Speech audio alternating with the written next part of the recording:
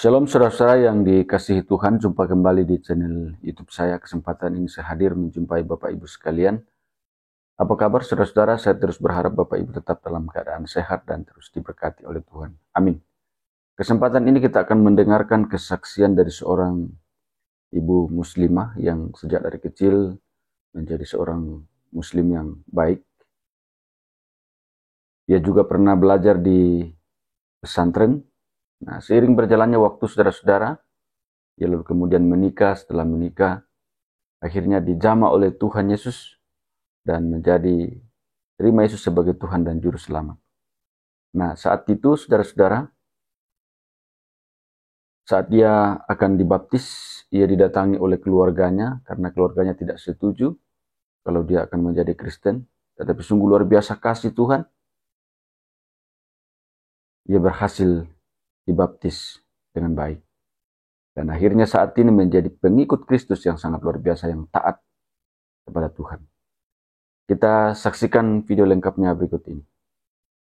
Puji Tuhan, shalom semuanya yang ada di live ini. Puji syukur kehadiran Tuhan Yesus, saya bisa berada di tempat ini. Saya mau menyaksikan kemurahan Tuhan yang begitu dahsyat di dalam kehidupan saya secara pribadi. Nama saya Anissa Dinar. Sekarang saya mempunyai anak 2. Memang Tuhan Yesus itu bekerja di dalam kehidupan saya bukan dari lahir. Saya dilahirkan dari orang tua saya yang keduanya itu Islam. Sebagaimana didikan dari kecil ya saya jalani sampai suatu ketika ada pertengkaran yang hebat kepada orang tua saya. Bahkan sampai saya nggak mengerti apa yang sebenarnya terjadi sama kehidupan saya. Di mana waktu saya kelas 4 SD saya mengalami semuanya, yaitu orang tua saya berpisah. Jadi pas saya pulang sekolah, saya kelas 4 SD, rumah memang sudah berantakan. Saya nggak mengerti masalah rumah tangga apa sama bapak saya itu mama. Sampai bapak saya pas saya pulang itu bapak saya udah shock dan dengan keadaan rumah yang berantakan. Di situ saya cuma tanya, ada apa bapak? Saya bilang gitu. Kenapa ini rumah berantakan? Mama mana? Saya bilang gitu. Ya, bapak belum bisa jawab. Di saat itu masih shock sekali, soalnya mungkin mereka habis bertengkar hebat. Di situ saya cuma hanya diam melihat keadaan rumah. Pas besoknya itu bapak mulai bilang sama saya, gak usah lagi ingat-ingat sama mama. Saya bilang kenapa? Iya kata bapak, mama itu gak bakalan pulang lagi ya. Karena mama dia gak mau hidup sama kita, mama pergi ninggalin kita. Di situ saya nggak percaya karena bapak saya bilang kayak gitu. Saya nggak percaya karena mama saya itu sayang banget sama saya. Sampai saya kelas 4 SD pun dia selalu antar saya sekolah. Bahkan dia itu benar-benar dia jemput saya sekolah kalau saya kehujanan gitu. Saya nggak percaya kalau mama saya pergi ninggalin saya. Saya bilang mama pasti pulang kan, tapi bapak saya nggak bisa jawab. Di situ kami jalani hari-hari. Saya masih ingat mama saya terus. Kira-kira seminggu kalau saya ditinggalin sama mama saya, ada orang datang yang bilang kalau rumah itu sudah dijual tanpa pengetahuan bapak saya. Di situ bapak saya shock banget sampai pingsan, sampai sakit. Saya di umur yang masih kecil nggak bisa melakukan apa-apa karena saya pun nggak mengerti harus gimana. Saya nggak ngerti harus ngadu sama siapa karena memang saya anak satu-satunya. Lalu keluarlah kami dari rumah kami ini dengan cara terusir ya dari rumah kami dengan membawa baju-baju seadanya yang ada di tas. Pergilah saya sama bapak saya bopong bapak saya karena keadaan bapak saya sakit. Di situ saya nggak tahu harus kemana. Di situ karena saudara pun banyak, tapi mereka tutup pintu semua. Mereka nggak mau tahu apa yang terjadi gitu. Jadi saya bawa bapak saya itu ke pos ronda yang buat jaga malam itu. Disitulah saya bawa bapak saya karena keadaan bapak saya yang sakit. Di situ memang udah sesak nafas. Saya sampai bingung mau gimana untuk bapak saya beli obat untuk makan. Di situ saya berusaha dengan pikiran saya ke warung nasi. Mungkin saya bisa cuci piring, bisa dikasih nasi buat makan saya sama bapak saya.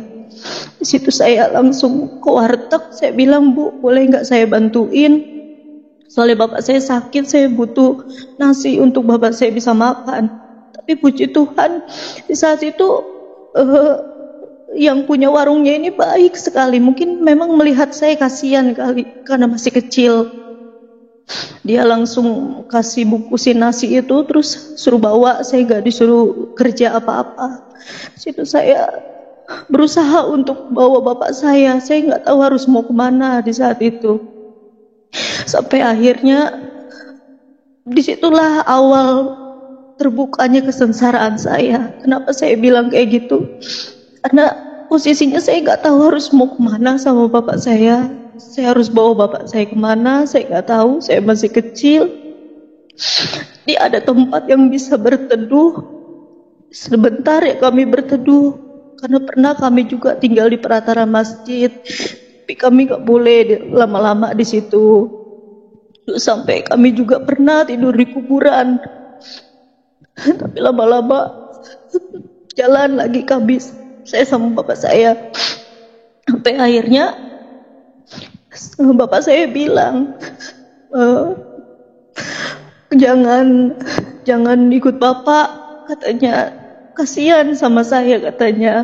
Kata bapak, kamu di pesantren aja, karena bapak nggak tega ngeliatin kamu tidur di jalanan gitu, apalagi anak perempuan, kata bapak saya. Akhirnya dengan terpaksa saya nurut sama bapak saya untuk di pesantren. Padahal jujur saya benar-benar nggak mau ninggalin bapak saya karena keadaan bapak saya yang nggak ada rumah, dia pun nggak tahu mau kemana. Saya di pesantren gitu. Tapi karena kata bapak demi kebaikan saya, diantarlah saya ke pesantren yang ada di daerah Bogor. Pesantren itu bukan pesantren modern, masih mengajarkan agama yang kental sekali. Tempatnya pun sampai perbukitan, sampai nggak ada listrik. Benar-benar itu yang pengajarannya tuh agama banget. Disitulah saya tinggal. Memang terpisah sama bapak saya selalu berdoa gitu ya buat bapak saya, agar bapak saya bisa makan. Saya bilang dimanapun dia, bapak saya biar bisa makan, biar ada rezeki gitu. Saya di pesantren dari kelas putus sekolah kelas 4 SD sampai dengan 15 tahun saya di pesantren. Banyak hal-hal yang saya rasakan di pesantren. Memang pengajaran agama ya full, nggak ada pelajaran-pelajaran semananya sekolah gitu. Di situ saya memang selalu dibimbing dengan agama, dikasih tahu tentang Al-Quran, tentang segala macam gitu, sholat tahajud apa segala macam. Tapi di hati saya ini, saya selalu teringat sama bapak saya. Saya bilang, saya nggak mau terus-terusan kayak gini. Saya mau sama bapak saya nggak tahu dia di mana. Saya bilang gitu di dalam hati, tapi saya nggak bisa cerita sama siapapun. Jadi saya pernah nanya sama yang pemimpin Pompes di pesantren saya. Saya bilang, Pak, saya tolong kasih saya doa atau apapun itu untuk bisa saya tahu jalan kehidupan saya seperti apa, saya bilang. Lalu Pak Ustadznya ini bilang sama saya, ya kamu banyakin sholat tahajud aja, katanya. Nanti kamu ada jalan yang terbaik buat kamu, mungkin nanti ada jodohmu yang mau nikahin kamu, katanya. Tapi posisinya itu saya masih kecil, saya nggak mau untuk menikah atau gimana. Saya maunya itu saya bareng-bareng sama bapak saya gitu. Sampai saya jalanin lah semestinya yang di pesantren. Sampai akhirnya saya sholat malam tahajud. Saya sholat tahajud di situ benar-benar saya minta sama Yang Maha Kuasa. Saya bilang tolong tunjukkan jalan. Saya harus gimana nih masa depan saya? Apalagi dengan keadaan orang tua saya. Ada sejadah, ada mukena. Saya tertidur di situ. Dan saya bermimpi. Mimpinya itu saya berada di sebuah taman. Tamannya itu sangat indah sekali. Bahkan banyak orang-orang yang tertawa, yang senang. Saya melihatnya juga, enak banget di sana gitu. Sampai saya bilang, orang-orang pada senang ya, orang-orang pada lari-larian, pada ketawa-ketawa. Mereka memakai baju putih semuanya, putih seperti gaun ya, berbinar-binar gitu. Saya sampai enak banget ini tempat gitu. Tapi saya cuma dikasih penglihatan di tempat itu. Sebenarnya saya nggak tahu apa itu maksud mimpi itu apa. Jadi ketika saya habis mimpi itu, saya memberanikan diri untuk tanya sama Pak Ustadz. Saya bilang, saya mimpi Pak semalam, tolong Bapak bisa menjabarkan mimpi saya. Mimpi apa kamu? Katanya. Saya mimpi Pak di sebuah taman. Tamannya itu indah sekali, saya bilang. Sampai saya bilang, saya nggak cuman hanya bisa kesenangan lihat orang-orang tuh pada ketawa. Di sana banyak sekali orang-orang gembira, tertawa, main-main, lari-lari gitu. Saya bilang gitu. Oh, kamu mimpi apa itu? Mungkin kamu berhalusinasi. Enggak Pak, memang itu mimpi saya. Saya habis tahajud, saya habis zikir, saya minta petunjuk. Saya bilang, tapi saya mimpi itu apa ya Pak? Saya bilang. Tapi ustadznya itu bilang, nah, kamu nggak ada itu mimpi, nggak boleh mimpi kayak begitu. Loh, kok nggak boleh Pak? Iya, kamu tuh harusnya mimpinya itu dapat petunjuk yang lain, bukan ada di taman yang kamu ceritain gitu. Tanya gitu. Pokoknya kamu nggak usah lagi lah berhayal-hayal, jadinya kebawa mimpi, katanya gitu. Akhirnya saya nggak dapat petunjuk apa-apa dari Pak Ustadz ini. Dia nggak bisa menjelaskan mimpi saya ini apa. Akhirnya saya udah nggak nanya lagi. Saya pendem aja di dalam diri saya. Tapi semenjak mimpi itu, di hati saya ini makin gimana ya, makin penasaran, apa sih, tempat apa sih itu, kok saya bisa mimpi, kenapa cuma mimpi aja, lain sama kenyataan di dalam kehidupan saya yang penuh dengan air mata. Saya bilang, kenapa saya nggak ada di dalam mimpi itu sampai selamanya gitu. Saya dalam hati kayak gitu aja, saya mau tempat itu, karena nggak, yang saya jalanin sekarang ini, saya berat banget di hati saya. Apalagi kalau saya ingat kejadian mama saya ninggalin saya, benar-benar itu bikin saya selalu membenci ibu saya. Sampai saya selalu kutuki dia, saya kata-katain dia, karena gara-gara dia itu saya nggak sekolah lagi, saya nggak bisa main-main sama teman-teman saya. Bahkan saya sama bapak saya harus tidur di jalanan. Saya selalu tanamkan kebencian itu sama mama saya. Bahkan setiap saya ingat sama kejadian itu, terus saya jadi pemarah. Bahkan saya sampai dibilang kasar gitu ya. Pokoknya saya marah-marah dah gak jelas. Sampai akhirnya ketika mimpi itu gak ada yang bisa jabarin, saya akhirnya memutuskan untuk keluar dari pesantren itu bukan karena mimpi itu sih sebenarnya, tapi karena saya mau ketemu sama bapak saya mau cari. Karena dalam hati saya ini, saya nggak bisa ini kayak gini terus, nggak bisa. Saya harus tahu masa depan saya gimana. Masa bapak saya di mana, saya di mana gitu. Saya maunya tahu bapak saya di mana, jadi saya bisa bersama gitu. Akhirnya saya minta izin sama Pak Ustadz dengan baik-baik untuk keluar dari pesantren. Pak Ustadznya bilang, ya udah kalau kamu mau keluar, itu kan permintaan kamu sendiri. Kamu udah ada bekal yang banyak dari pengajaran yang diberikan di sini. Karena kamu nggak sabar. Kalau kamu sabar di sini, pasti kamu nanti dapat petunjuk. Siapa tahu ada yang nikahin kamu bisa hidup enak langsung katanya. Di situ saya ya udah, saya pamitan. Akhirnya saya cari bapak saya. Saya cari bapak saya kemana-mana.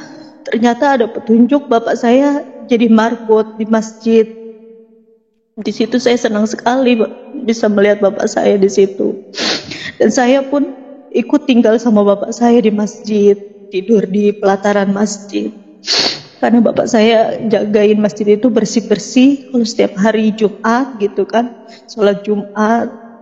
Tapi bukannya digaji, cuman bersih-bersih itu nanti dikasih gitu, cuma setiap hari Jumat. Karena marbot yang aslinya tuh ada yang digaji di situ.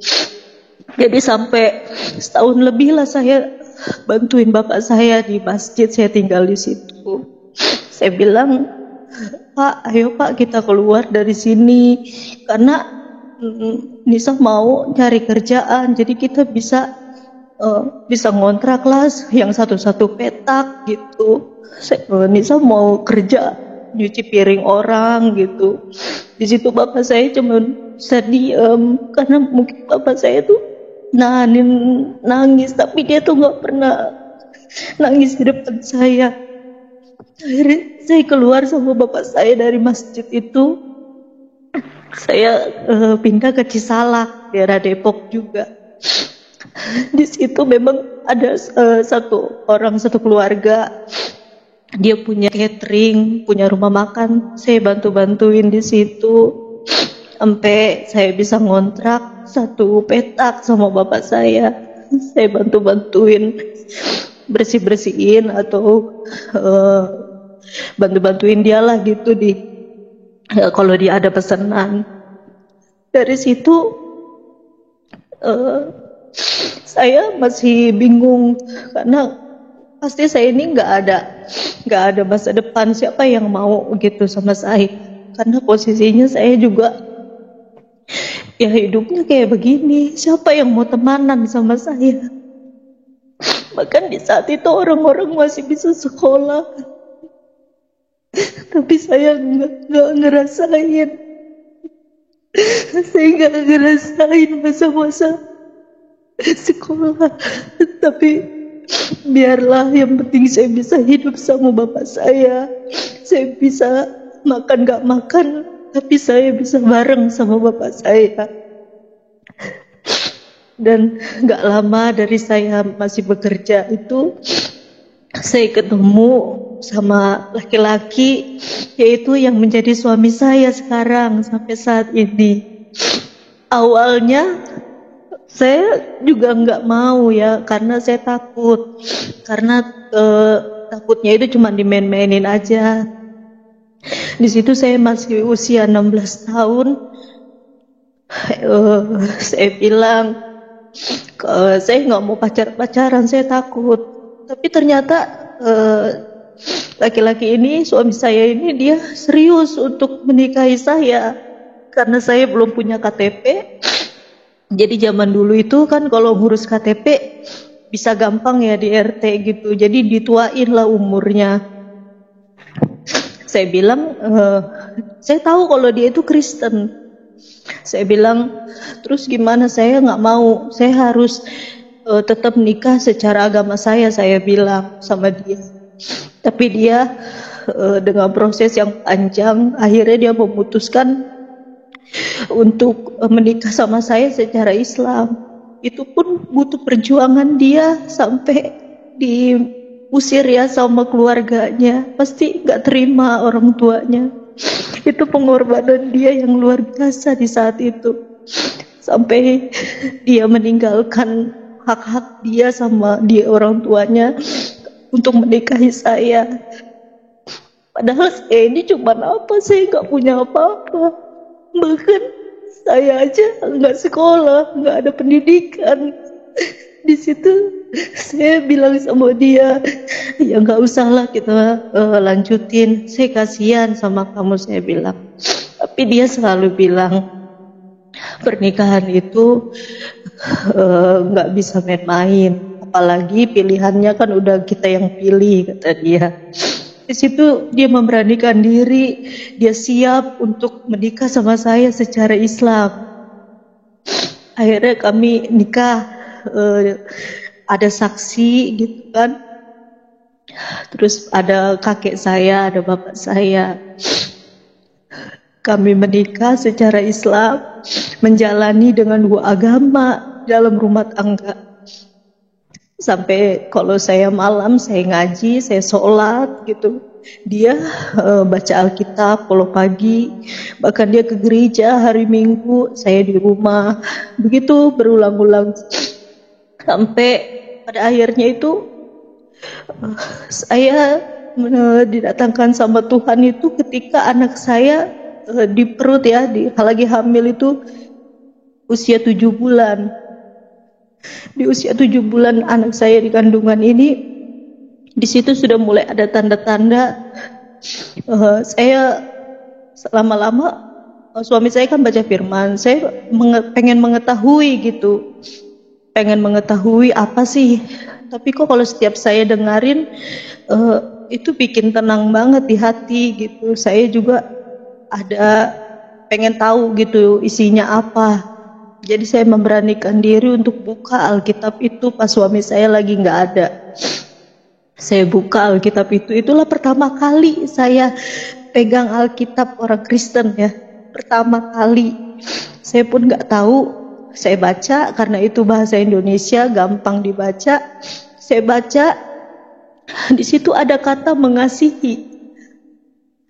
Nah, kata mengasihi ini memang simpel sekali, mengasihi, tapi kalau buat saya pas pertama kali saya baca itu, di hati saya langsung gimana ya dibilang ya, langsung saya tuh gak kuat. Langsung saya bilang, kok mengasihi ini apa ya, saya bilang gitu. Saya pikirin itu sambil saya baca. Tapi lama-kelamaan di hati ini kok tenang banget ya baca Alkitab ini. Kayak kita lagi cerita sama orang, nah orangnya itu lagi nasihatin kita gitu di dalam bacaan itu yang saya rasa. Jadi pas suami saya sudah pulang, saya tutup lagi Alkitab karena saya nggak mau dia tahu saya baca Alkitab. Sejak itu pas malam itu memang saya mikirin aja kata-kata mengasihi ini apa ya, kok pas begitu saya baca pertama kali kok jantung saya tuh langsung ada apa ya, kayak tiba-tiba kalau langsung ser gitu di hati ini, ada apa ya kata-kata mengasihi ini. Sampai akhirnya saya tertidur, saya habis sholat dan suami saya juga udah mau tidur, dia berdoa, ya kami masing-masing berdoa. Akhirnya di situ saya tidur dengan posisi terlentang karena di situ saya hamil 7 bulan. Nah, pas di tengah-tengah tidur kami, saya ini bukannya mimpi ya.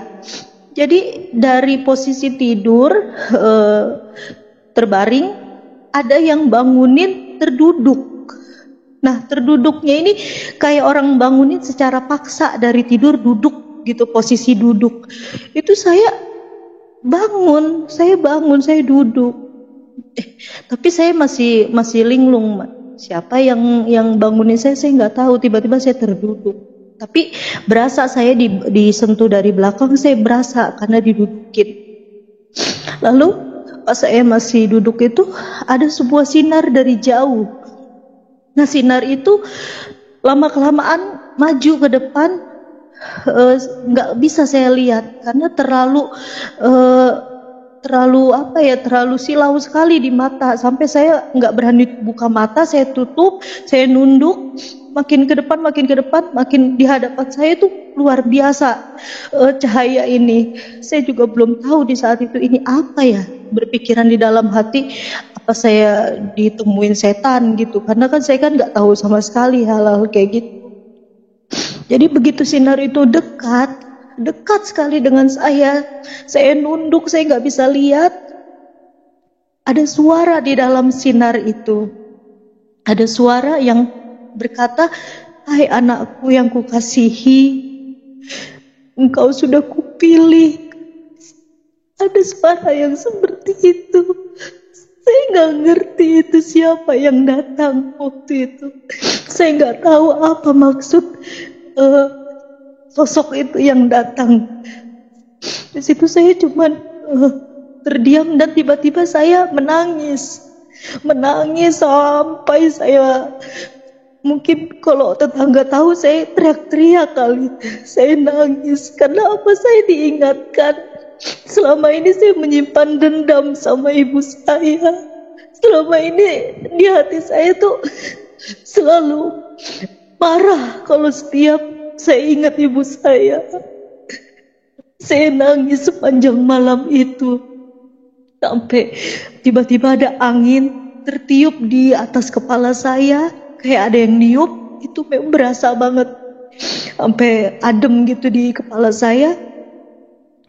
Di situ saya langsung di hati ini kayak yang tadinya berat gitu di hati, tiba-tiba kayak plong gitu. Dan saya juga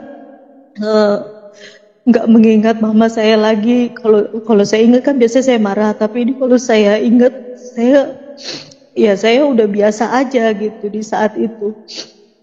Pas udah cahaya itu mulai redup ke belakang, perlahan akhirnya hilang dan saya melanjutkan tidur saya. Dan keesokan paginya saya memberanikan diri untuk bertanya sama tante dari suami saya karena dia kan Kristen. Saya nanya, "Tante, saya semalam itu mimpi." Tapi bukan mimpi, saya benar-benar dibangunin dan terduduk. Saya bilang, saya ceritain ada cahaya yang datang dan ada suara.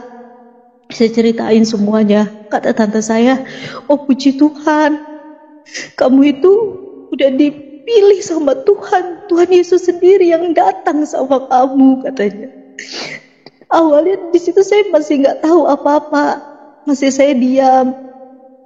"Oh gitu ya tante," saya bilang gitu. "Iya, tapi kamu harus mantapin hati kamu dulu, karena di Kristen itu nggak boleh ada paksaan.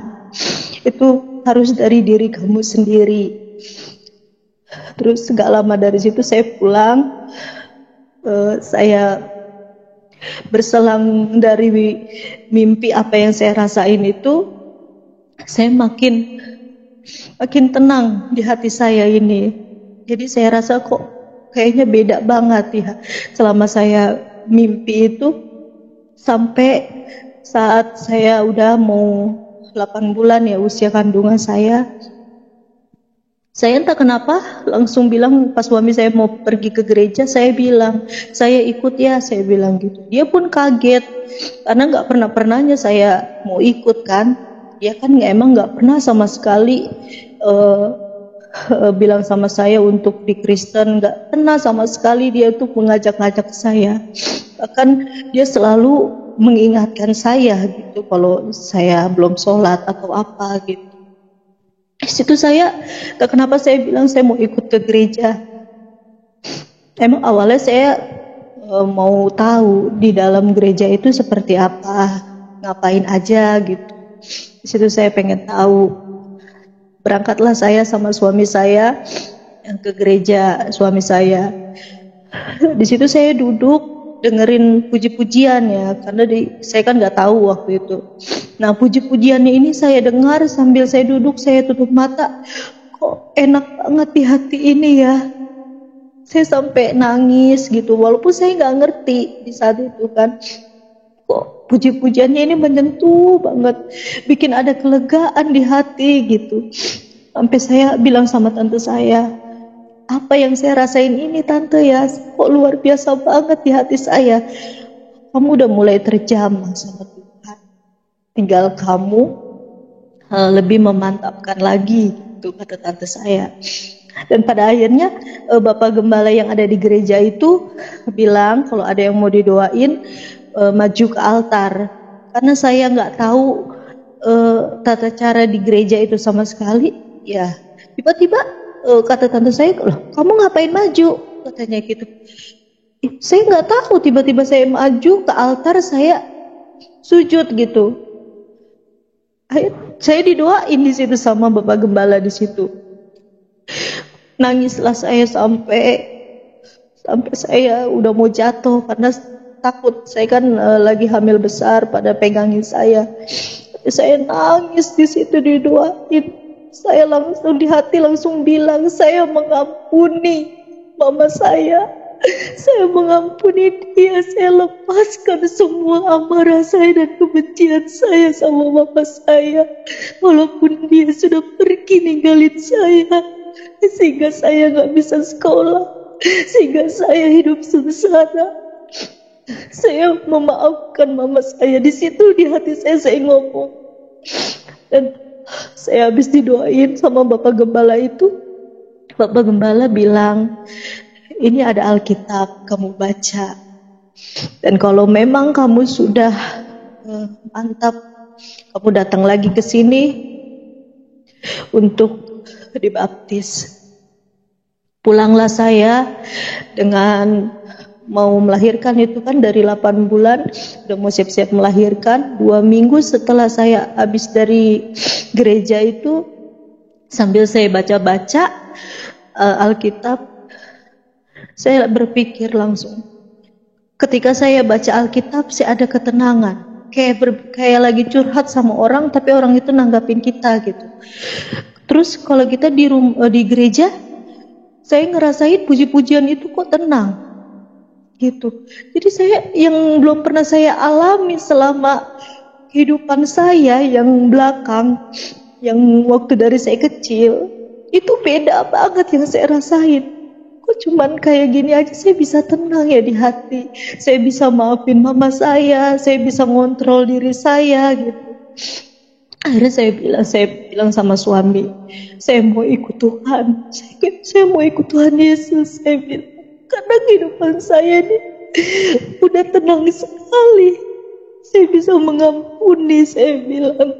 Banyak perubahan di dalam hati saya. Akhirnya kata suami, kamu benar-benar, kamu harus minta izin dulu sama bapak kamu, katanya. Akhirnya saya memberanikan diri izin sama bapak saya. Saya pasti udah ngira kalau saya bakalan dibenci sama bapak saya. Karena orang tua mana kan yang mengizinkan anaknya itu untuk pindah agama, pasti nggak ada yang terima. Tapi bapak saya ini kebalikannya. Saya minta izin waktu itu, bapak saya bilang, apapun yang Neng jalanin, katanya, jalanin dengan benar. Agama apapun sama Neng, katanya. Yang penting Neng ngejalanin dengan benar. Itu kata bapak saya. Di situ saya bilang terima kasih Pak udah ngertiin Nisa. Saya bilang bapak saya di situ mengizinkan untuk saya dibaptis. Dengan bapak saya memang datang ke gereja, tapi dia di altarnya di halaman gereja. Dia menyaksikan saya dibaptis. Jadi pas udah saya minta izin sama bapak saya bilang sama Bapak Gembala untuk saya mantap untuk dibaptis. Tapi enggak mudah langsung dibaptis. Ada proses yang dimana saya harus alami. Ketika saya mau hari hanya dibaptis itu, paginya kakek saya datang nih sama keluarga yang lain. Dengan datang ingin menghakimi saya. Mereka enggak terima kalau saya itu eh, jadi kafir katanya. Bahkan dia mau pukul suami saya. Katanya karena suami saya udah mempengaruhi saya bisa jadi Kristen gitu. Di situ saya bilang saya bukan dipengaruhi sama siapa-siapa, karena saya tahu ada kedamaian di dalam Tuhan Yesus. Apa selama ini kalian ada di kala saya sengsara? Saya bilang enggak kan, saya bilang. Apa kalian mau tahu saya tidur di jalanan? Kalian tutup mata semuanya kan. Jadi apapun jalan yang saya pilih, itu ada damai di hati saya bilang. Inilah jalan yang terbaik buat saya. Tapi tetap kakek saya ini nggak mengizinkan saya, sampai semua orang-orang yang dia bawa ini mau menghakimi saya, bahkan dia mau biar saya jangan berangkat gitu dibaptis. Sampai mereka lempar-lempari kami kan. Di situ memang saya dikontrakan, sampai yang ngontrak di samping saya itu takut semua karena ada kegaduhan. Dilempar-lemparinnya saya pas mau melangkah keluar, kaki saya kotor semuanya. Bahkan hujatan-hujatan itu sampai diteriak-teriakin apa segala macam. Tapi saya bilang sama suami, ayo kita melangkah, ini belum ada apa-apanya, kita harus berjuang sampai ke gereja. Saya bilang, walaupun di saat itu suasananya benar-benar mereka itu sampai lempar-lempar saya, lempar-lempar segala macam, tapi tetap mereka itu menghalangi saya untuk jalan. Sampai saya bilang, ayo udah cepat kita jalan. Mereka tetap itu dari belakang mau nyusul kami. Tapi di pertengahan jalan mau dekat ke gereja, tiba-tiba mereka udah nggak lagi ngikutin kami. Disitulah kami bisa sampai di gereja, dan dengan kaki yang kotor dan baju yang kotor karena kena lempar-lemparan. Dan Bapak Gembala bilang, ada apa? Saya bilang, nggak ada apa-apa Pak. Saya bilang gitu. Kok kotor sekali? Iya Pak, nggak apa-apa. Akhirnya di situ saya bisa dibaptis.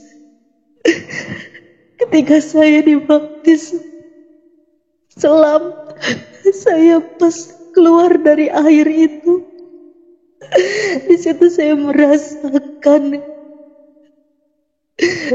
beban yang di hati ini yang selama ini saya rasain itu hilang seketika. Bahkan hati mengampuni ada di dalam hati saya. Saya melupakan semua yang orang-orang benci sama saya. Saya maafkan mereka.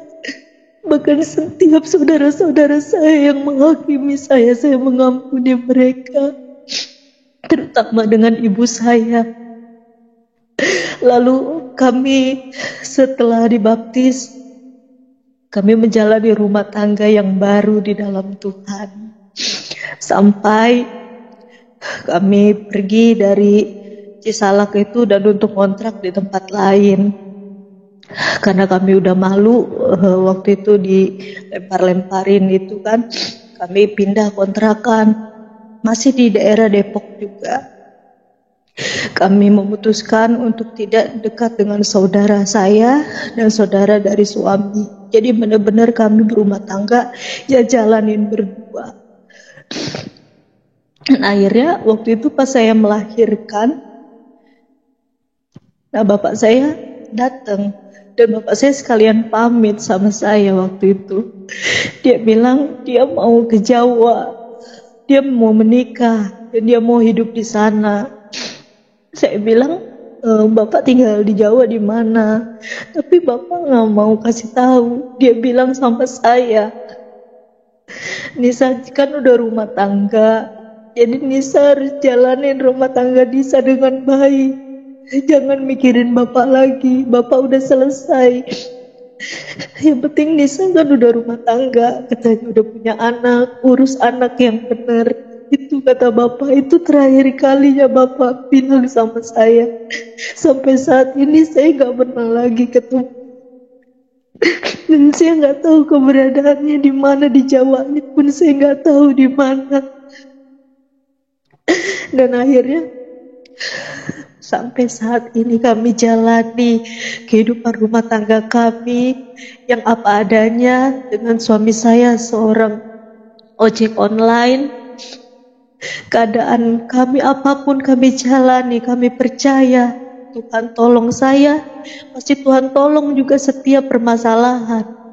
Dan saya Tuhan kasih talenta untuk berdagang, jualan kecil-kecilan. Saya jualan, apalagi di masa pandemi ini kan gak bisa keliling ya.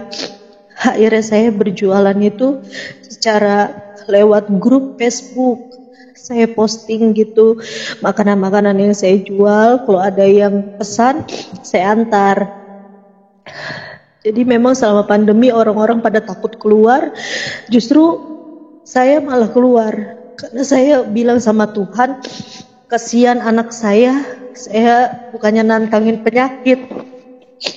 Saya bukan nantangin penyakit, tapi saya bilang sama Tuhan, Tuhan jagai saya. Saya mau keluar nganterin makanan. Tuhan jauhkan saya dari segala virus-virus karena Tuhan lebih tahu. Saya lakukan ini untuk anak-anak saya biar bisa makan. Jadi ada satu lagi kesaksian terbesar saya baru-baru ini, di mana anak saya ini yang pertama, yang laki-laki itu baru lulus SD tahun ini dan harus SMP. Jadi anak saya kan harus online ya daftarnya waktu itu SMP karena masih corona, lagi PSBB, harus secara online. Nah, saya daftarin anak saya dari jauh-jauh, saya udah urus itu surat keterangan miskin, terus saya minta tolong sama sekolah SD-nya itu untuk dibuatkan surat tidak mampu, saya udah persiapkan.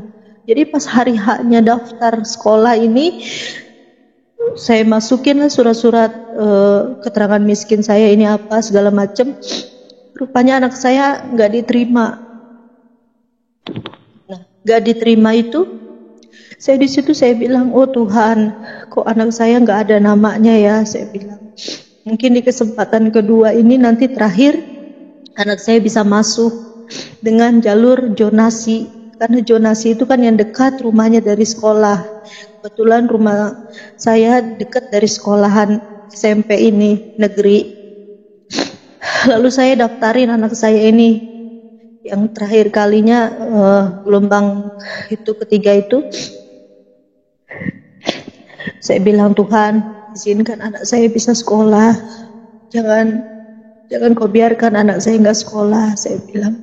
Saya daftarin jam 12. Nah, jam 12 malam itu sudah daftar, anak saya ada namanya. Di situ saya senang sekali. Saya bilang, oh Tuhan, terima kasih, ini udah ada nomor dari sekolah gitu anak saya. Anak saya pun senang sekali, dia bilang, aku masuk ya mama, katanya. Saya bilang, iya nak, kamu sekolah udah ada nih nama kamu, saya bilang. Ternyata pas paginya rupa-rupanya itu masih proses. Sampai anak saya urutannya lah makin lama makin jauh. Yang tadinya posisi 4, 15, tiba-tiba mundur lagi sampai ke 100, bahkan 100 lebih. Sorenya itu benar-benar udah nggak ada nama anak saya karena tersingkir sama umur yang lebih tua. Padahal umur anak saya kan 12 tahun lebih, harusnya udah bisa, tapi mungkin nggak tahu lah sistem sekolahnya itu gimana. Di situ saya bilang, Tuhan, jangan kau biarkan anakku nggak sekolah. Dari mana aku ya Tuhan? Gak mungkin Tuhan aku bisa bayar swasta. Dari mana ya Tuhan? Saya bilang, ini kesempatan di negeri ini ya Tuhan. Tapi nama anak saya nggak ada. Kalau saya nggak sekolah dulu ya Tuhan, itu nggak apa-apa ya Tuhan. Tapi jangan biarkan anak saya nggak sekolah. Dia pun nangis, dia bilang, mama nama aku nggak ada ya. Saya di situ hancur hati saya sebagai orang tua. Karena saya bilang, sabar ya nak, kalau nggak tahun ini kamu masuk sekolah, mungkin tahun depan nak, mama daftarin lagi. Walaupun saya sakit hati ini ngelihat anak saya nangis, bahkan dia ditelepon sama gurunya, guru SD-nya, kamu sekolah di mana SMP, tapi dia nggak bisa jawab. Dia nggak bisa jawab karena dia nggak tahu sekolahannya di mana.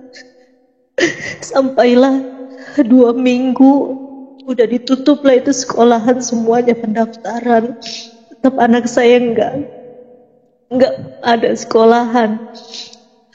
Sampai udah sekolah online, di situ saya masih bergumul sama Tuhan. Siang malam saya minta sama Tuhan, Tuhan tolong Tuhan, jangan kau biarkan anak saya ini nggak sekolah Tuhan. Saya bilang cukup saya saja Tuhan. Di saat saya bikin dagangan, saya selalu berdoa sama Tuhan. Bahkan di saat saya anterin makanan saya selalu berdoa sama Tuhan. Dan Tuhan jawab dengan caranya yang luar biasa. Saya nggak kenal sama orang ini. Orang ini pesan-pesanan makanan saya. Dia pesan cireng. Dia bilang sama saya, ibu anaknya udah berapa? Sekolah di mana gitu? Dia tanya. Saya bilang anak saya yang gede harusnya SMP pak, tapi nggak sekolah karena nggak ada sekolahan. Kemarin daftar udah nggak ada nama anak saya, kesingkir. Saya bilang, saya ceritain semuanya. Terus dia bilang, anak ibu harus sekolah bu, kan laki-laki. Saya dari mana pak? Kalau di swasta saya nggak berani. Dari mana uang saya pak? Beli formulir 200.000 aja saya masih mikir pak. Apalagi ini harus bayar uang pembangunan, apa uang segala macam. Saya nggak berani pak. Saya bilang, nggak bu, anak ibu harus tetap sekolah katanya. Nanti saya yang urus semuanya. Saya bisa masukin anak ibu ke negeri yang dekat rumah ibu. Di situ saya masih diam. Saya masih nggak percaya karena sekolahan negeri itu udah tutup semuanya. Nggak mungkin anak saya bisa di negeri gitu.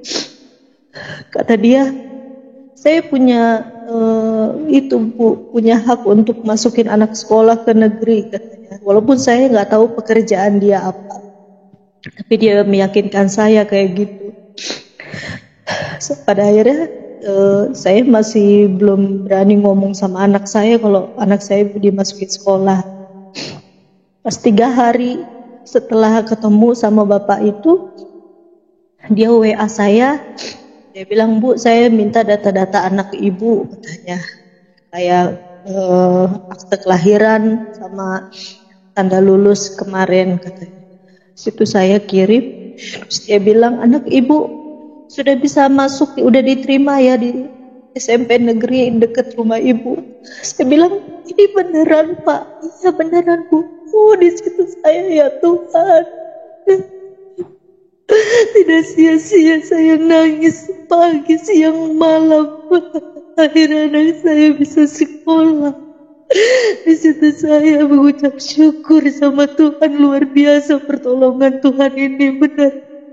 Yang tidak mustahil itu kan bisa aja bapak itu kan nggak kenal sama saya juga nggak kenal, tapi jalannya Tuhan itu luar biasa menurut saya. Dan saya bilang, benar pak anak saya sekolah. Iya bu benar. Saya biasanya itu kalau masukin anak sekolahan ke negeri, saya dapat uang itu 5 juta 10 juta katanya. Saya diam. Saya bilang, saya mana punya uang segitu pak. Saya bilang gitu. Tapi ya udah bu, yang penting anak ibu sekolah aja dulu. Nanti ada pun berkat ibu kasih sama saya. Jadi walaupun saya nggak tahu dari mana nantinya, tapi karena anak saya sudah masuk sekolah di situ, saya senang sekali. Sampai saya bilang ke anak saya, kamu sekolah nak, kamu ada sekolah anak, kamu udah gak malu lagi ditanya sama guru sekolah di mana. Di situ anak saya sekolah walaupun udah ketinggalan 3 minggu dari belajar online. Di situ anak saya senang sekali sampai dia bilang, benar-benar ya Ma, Tuhan Yesus itu baik ya Ma, nolong kita, katanya. Aku bisa sekolah, katanya. Iya nak, jangan kayak mama, dulu mama gak sekolah tapi kamu harus sekolah, saya bilang. Di situ saya senang sekali karena memang Tuhan Yesus itu benar-benar memperhatikan kehidupan saya. Bahkan kalau mau dibilang saya ini siapa Tuhan? Saya ini orang yang apa ya kalau dibilang, orang yang gak ada pendidikan, orang susah gitu, yang tinggal harus di jalanan. Tapi Tuhan itu kasih penyertaan saya, kasih pengharapan saya. Benar-benar luar biasa mukjizat Tuhan itu yang saya rasakan dari saya kecil sampai anak saya bisa bersekolah saat ini. Itu adalah kesaksian terbesar di dalam kehidupan saya. Sampai akhirnya anak saya bisa belajar online, bisa nge-zoom, walaupun waktu itu keterbatasan ya, karena harus pakai HP yang lumayan canggih gitu, harus bisa internetan, harus ada kuota. Di situ saya harus berusaha demi anak saya harus bisa jualan untuk anak saya bisa sekolah, beli kuota. Memang anak saya masih pakai seragam SD, terus ditegur sama gurunya, Heskia kenapa masih pakai seragam SD, kan ini udah SMP, harusnya pakai putih biru gitu. Kalau setiap Zoom dikasih tahu.